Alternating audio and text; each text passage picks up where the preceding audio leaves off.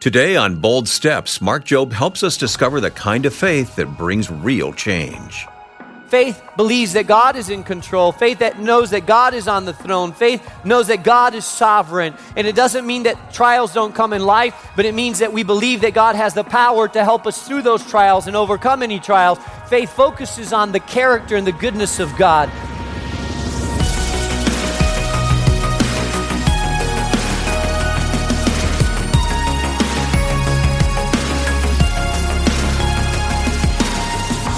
Welcome to Bold Steps with Mark Jobe. Mark is founding pastor of New Life Community Church in Chicago. I'm Wayne Shepherd.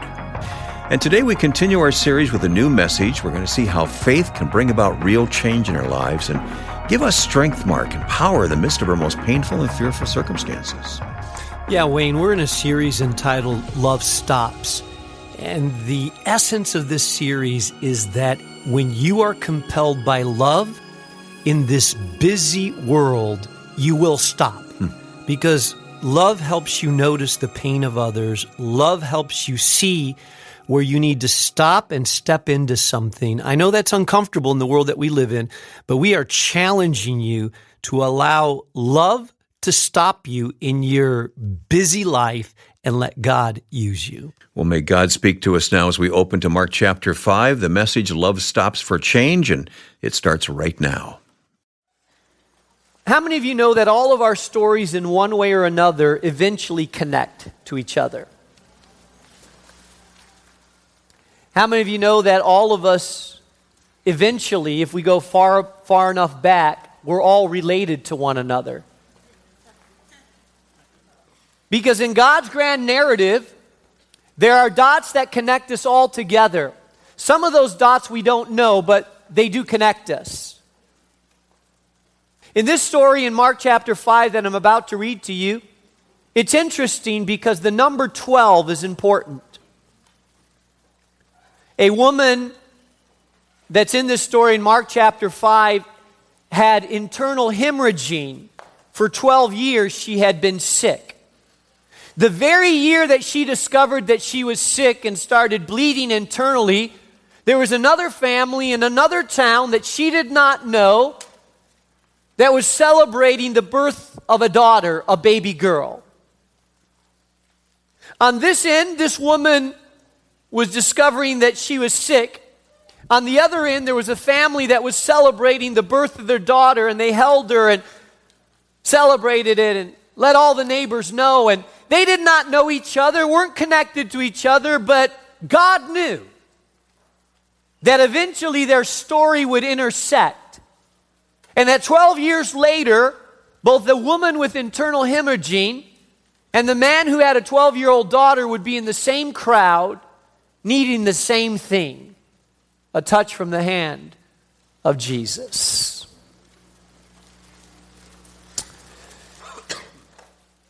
It tells us in verse 21 of Mark chapter 5, when Jesus had again crossed over by the boat to the other side of the lake, a large crowd gathered around him while he was by the lake. Then one of the synagogue rulers, named Jairus, came there. Seeing Jesus, he fell at his feet and he pleaded earnestly with him, "My little daughter is dying. Please come and put your hands on her so that she will be healed and live." So Jesus went there with him. There's nothing that will cause a parent to jump into accelerated emergency mode like a child that's hurt or injured or suffering. There's nothing that would get you out of the seat more rapidly than to hear that something was wrong with your child, son or daughter. There's nothing that, hey, you can take a sweet little mother who seems pretty passive and tell her that her son is on the way to the hospital and she turns into an aggressive Chicago driver. Because there's something that kicks in when we know that a son, a daughter is in trouble. It's that maternal, paternal instinct that activates us, that gets us in that direction. I have 3 children, a 17-year-old daughter, 16-year-old son. And I have an 11-year-old son named Grant. Now, my son Josiah and my daughter Marissa, I really barely ever had to go to the doctor or the hospital with them. But then, lo and behold, Grant was born. Oh, Grant was born. Now, when he was born, I should have known when he was born that it was a foretaste of things to come, because he was born cesarean and he had jaundice. And so the very first week of his life, I had to take him to the hospital every day to get his foot pricked and his finger, they were testing his blood. And then he slept in this little, light blanket. He had to have this light on him to take care of the jaundice. I call him my little lightning bug there, because he was wrapped in this blanket and slept there. But from the beginning, when he was 2 years old, he was in a soccer game with his older cousins and he broke his leg. Not just broke his leg, but the 2 bones in his leg cracked in 2. He wasn't even walking when he was in a cast, crawling around in a cast. It was only a couple years later that he fell down the stairs and broke his collarbone. And when people would ask, "What happened to you?" he'd say, "My dad. I left my shoes at the top of the stairs, and he tripped over my shoes." And I would say, "Son, don't tell people it was your dad. They're going to think I pushed you down the stairs or threw you down. Tell them it was my shoes." They'd say, "How'd you break it?" "My dad." So, no. Explain a little bit, please. I need a little bit of explanation there. And then it wasn't too long after that him and his brother, of course, were sword fighting with sticks, and according to his older brother, a wave pushed him and he missed, and anyways, he broke his knuckle as well. Fractured his knuckle. And then it was not too long after that he was actually skateboarding and trying to do, of course, one of the biggest hills without really knowing how to do it too well, and he fell and he fractured his wrist as well.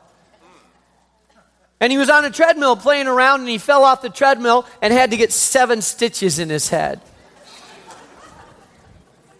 And we were having dinner not too long ago out there, and they called us up and said, "Hey, he's got hives all over his body," and so we had to rush, take him to the emergency room to make sure. I mean, we've been at the hospital all the time. I told my wife, "Don't take him to the same hospital. They're going to think, we're going to send DCFS against us. They're saying, 'Hey, how come this boy's breaking so many bones?'" And he's always climbing on things and hanging from things. And if there's a wall, he's on it. If there's a cliff, he's on the edge. It's just part of his nature. When we moved in the house, we had this balcony, and he had a measuring tape. My wife walked in, he had a measuring tape from the top all the way to the first floor. And she said, "What are you doing?" He said, "I wouldn't die if I jumped." She said, No, you're not going to jump. You are not going to jump.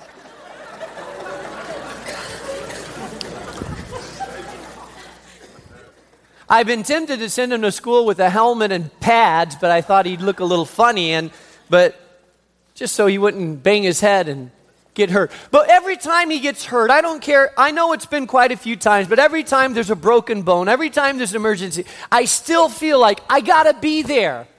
It's my son. How is he? I want to take him. I don't want someone else to take him. I want to be there. I want to help him. I want to make sure the doctors are doing things right. I want to make sure they don't mess up. I want to make sure he knows Dad is there. This man, Jairus, he was the head of the ruler of the synagogue, which meant that he was in charge of the synagogue facilities, and he coordinated services a little bit like a pastor would be nowadays. Had a 12-year-old daughter.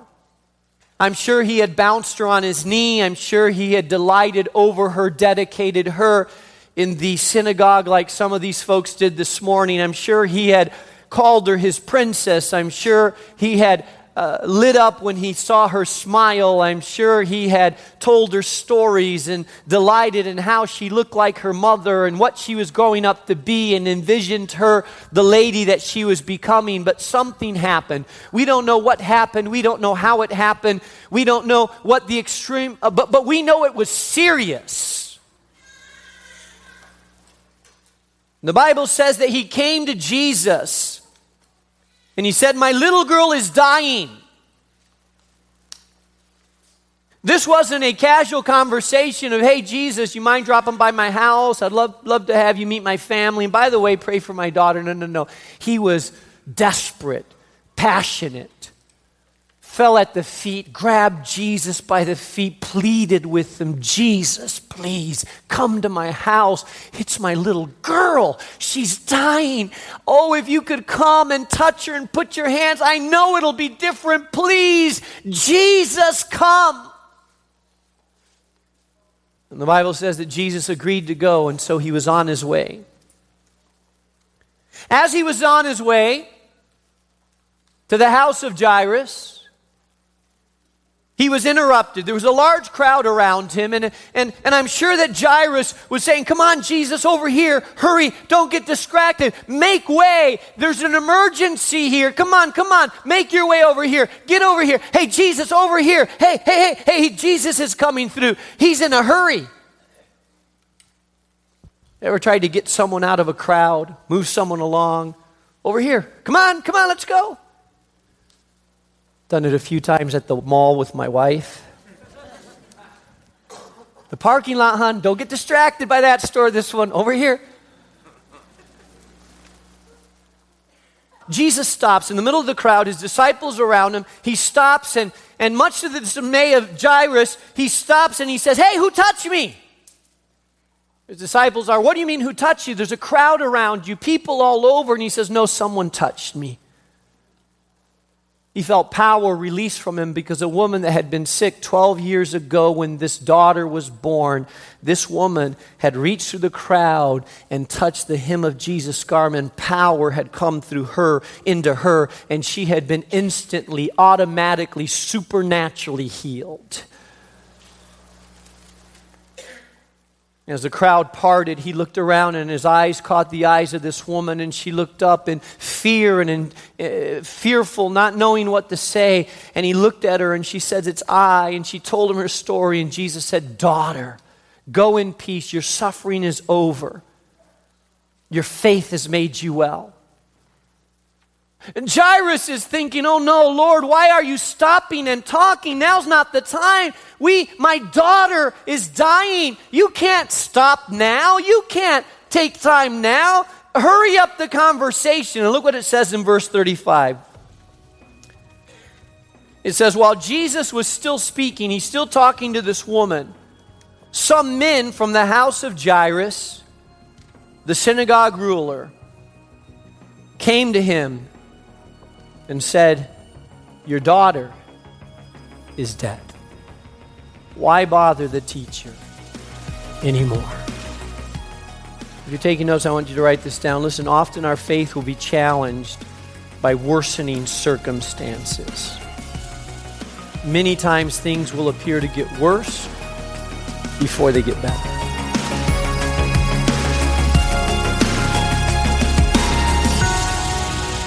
This is Bold Steps. You're listening to Mark Jobe, and we'll continue his message in a moment. First, Mark, I want to share a message we just received from a listener named Bonnie, and how we love to hear from our listeners. Thank you for contacting us. Bonnie said, "Thank you, Mark. Your words touched me today as I am dealing with a sense of betrayal and loss. Please pray for me as I'm trying to learn the real meaning of forgiveness that God wants me to have. I have never experienced this depth of forgiveness in my life. I'm trusting God to use this for something good.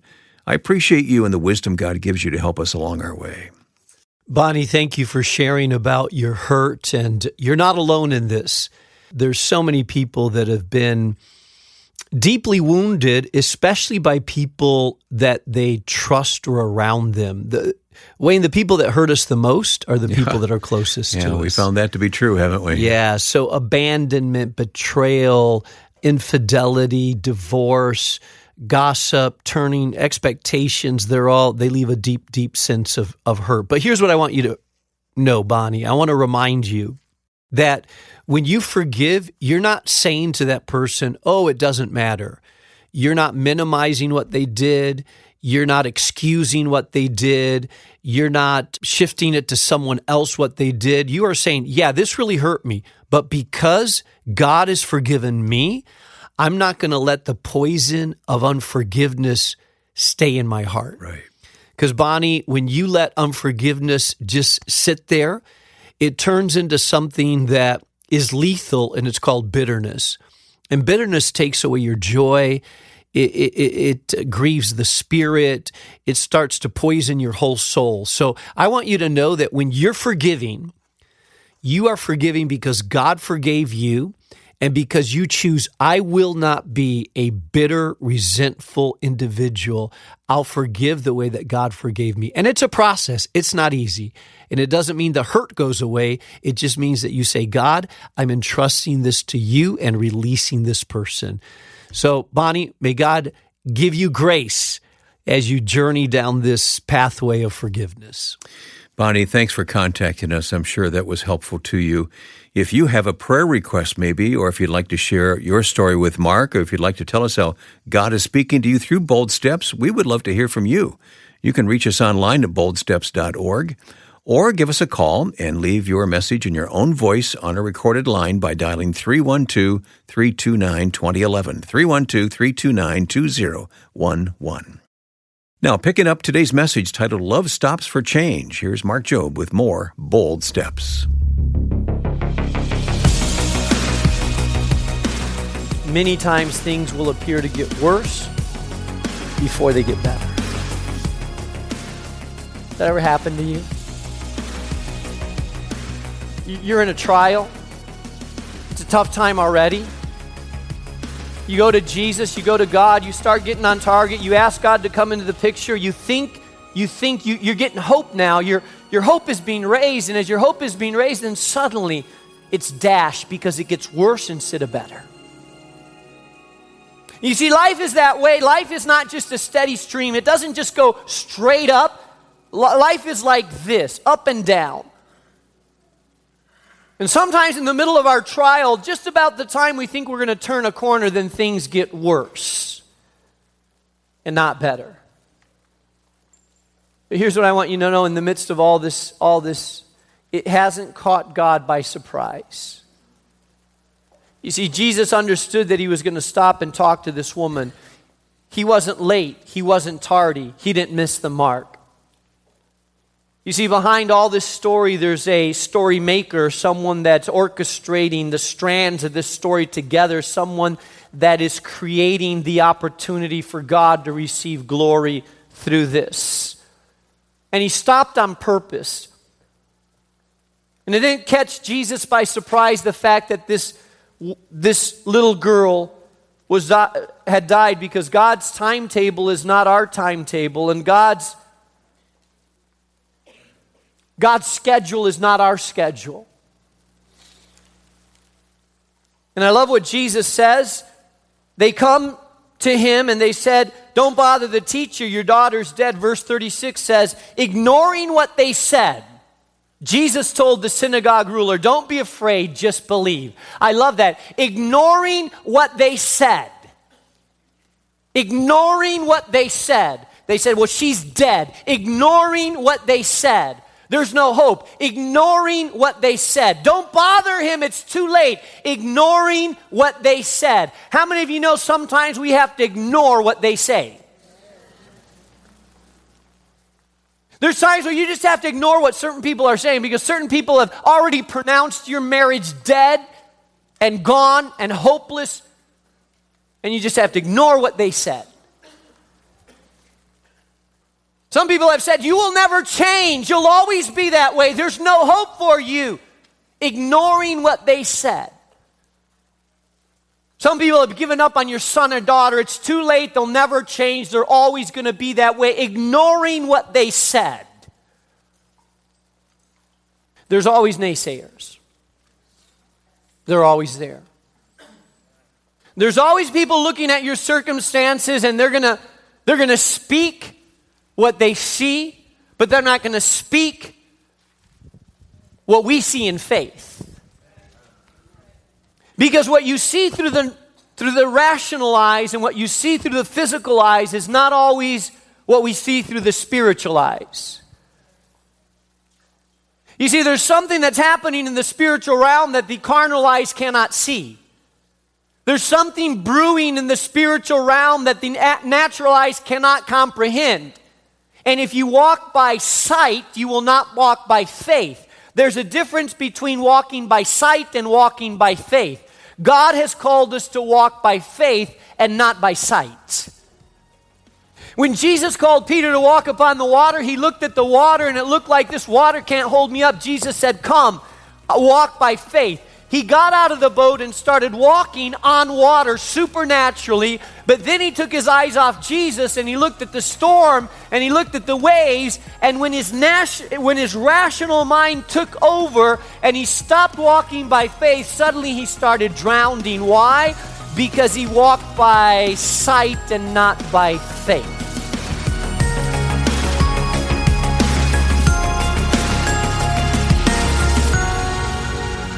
And we'll continue this lesson titled Love Stops for Change when we return for tomorrow's program here on Bold Steps with Mark Jobe.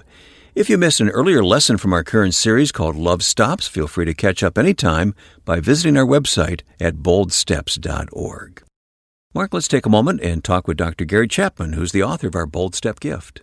Absolutely, and we have Gary Chapman in the studio with us, and always great to hear his voice.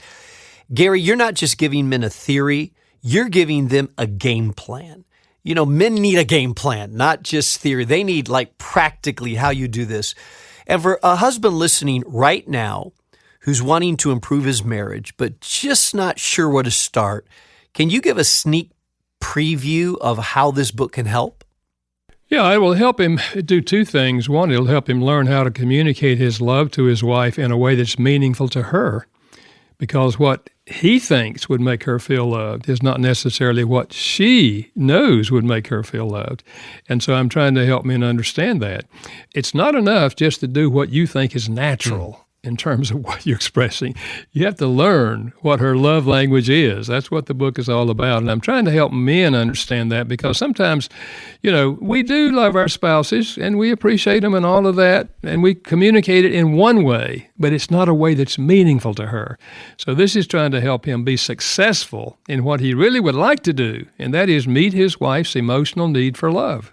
Gary, you wrote a book years ago now that's just been a phenomenal success, in part because it really hit a nerve for so many couples, called The 5 Love Languages.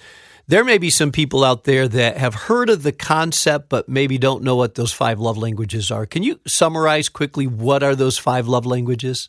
Surely. One of them is words of affirmation. You look nice in that outfit. I really appreciate what you did. The power of words. And for some people, this is their love language. Others, it's quality time. Let's sit down and have the TV off and the computer down and actually share our lives with each other. And some people, this is their language. They're crying out for quality time. Others, it's receiving gifts. That's universal, to give gifts as an expression of love. And then number 4 is acts of service, doing something for your spouse that you know they would like for you to do. It may be washing dishes and vacuuming floors, or washing the car they drive, or anything. But you remember the old saying, actions speak louder than words? If this is their language, that's true. And then number 5 is physical touch, affirming physical touches. So these are the 5, and the basic concept is that out of the 5, each of us has what I call a primary love language. And if you don't speak their primary language, they will not feel loved, even though you may be speaking one of the other languages. So good. And Dr. Chapman has taken the concept for men and said, hey, I'm going to break it down specifically for men in how to love your wives. And so if you're listening out there, men, this is a must-get book if you're trying to improve your marriage. So please request a copy of the 5 Love Languages for Men when you support the ministry of Bold Steps with a donation of any amount. Just give us a call at 800-DL-MOODY. That's 800-356-6639, or go online to boldsteps.org/give. You can also send your financial gift through the mail to Bold Steps, 820 North LaSalle Boulevard, Chicago, Illinois, 60610. Now, when you partner with us by giving a monthly gift, we'll add your name to the growing list of faithful listeners we call Bold Partners. Every gift counts, whether it's large or small. Your monthly contribution helps us keep this ministry strong and reaching people right where they need biblical truth. So become a partner today by going online to boldsteps.org or by calling 800-DL-MOODY. That's 800-356-6639. And then don't forget, you can like or follow us on your favorite social media platform. We're listed as Bold Steps Radio on Facebook and Instagram, and we look forward to seeing you there. That's all the time we have for today. I'm Wayne Shepherd, inviting you to join us again tomorrow for the next part of our message titled, Love Stops for Change. That's coming up Friday on Bold Steps with Mark Jobe. Bold Steps is a production of Moody Radio, a ministry of Moody Bible Institute.